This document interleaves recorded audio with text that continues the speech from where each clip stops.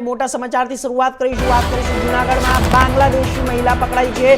15 वर्षथी छुपाईने रहती महिला झड़पाई है। पासपोर्ट मळता पोलीस चौंकी उठी है। जोशीपुरा विस्तार में पोलीसे दरोड़ा पाड्या दरमियान जूनागढ़ जोशीपुरा विस्तार में एक बांग्लादेशी महिला झड़पाई होवानो चौंकावनारो मामलो सामे आव्यो छे।